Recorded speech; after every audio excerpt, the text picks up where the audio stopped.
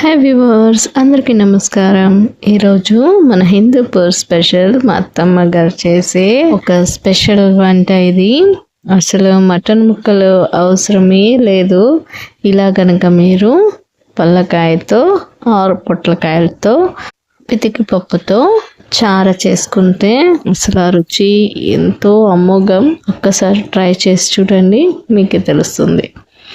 మన హిందూపూర్లో మా అత్తమ్మ గారు అయితే అసలు సంవత్సరం అంతా పితికిపప్పు తింటారు. ఎలాగో తెలుసా? ఇలా పితికిపప్పుని బాగా ఒక 1 వీక్ వరకు ఎండబెట్టుకొని ఇలా స్టోర్ చేసుకుంటారు. చూడండి, వాళ్ళకి ఎప్పుడు కావాలో అప్పుడు కాస్త నీళ్ళలో నానబెట్టేసుకొని ఇట్లాగా చారు చేసుకుంటారు అనమాట. నేనైతే 3 పొట్లకాయ తీసుకున్నాను, చిన్న చిన్నవి.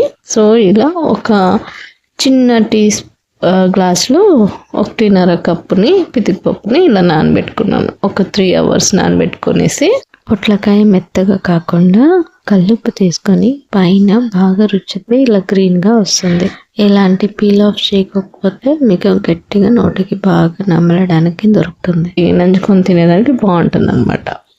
సో నీట్గా అవి ఇరుగు పోకోకుండా పితికిపప్పుని నీట్గా కడిగి 2-3 times వేసుకోండి.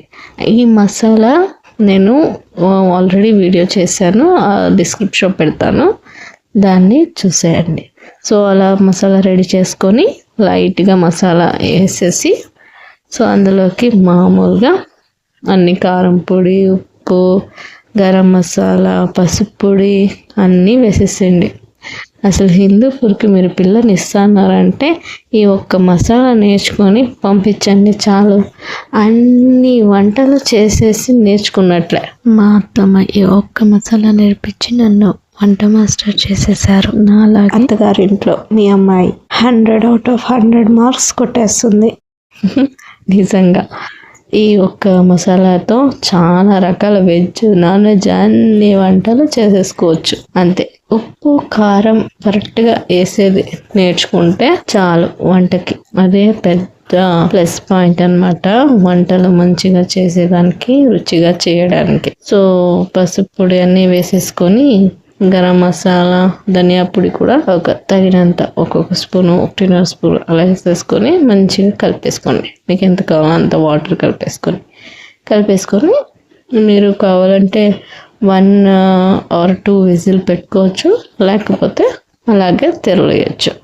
ఇంకా ఇప్పుడు తిరువాతలోకి ఒక ఎండుమిర్చి 4, అలాగే నేను ఇక్కడ టేస్ట్ కోసం అక్కడక్కడ దొరికేదానికి వెల్లుల్లిని మిక్సీలో వేయకుండా, వెల్లుల్లి తర్వాత శుంఠి పేస్ట్ చేయకుండా దాన్ని చిన్న చిన్నగా కట్ చేసి వెల్లుల్లిని ఒక 5-6 రెబ్బలు తీసుకోండి. అలాగే శుంఠిని తురిమేసుకోవాలి. అలా సాసులు, ఆనియన్, కరివేపాకు అంతా వేసేసుకొని మంచిగా ఫ్రై చేసిన తర్వాత ఇప్పుడు కుక్కర్లో ఉడికిపోయి ఉంటాయి కదా, దాన్ని ఇలా కుమ్మరిచ్చేసి ఒక 2 minutes బాగా ఉడికినివ్వండి.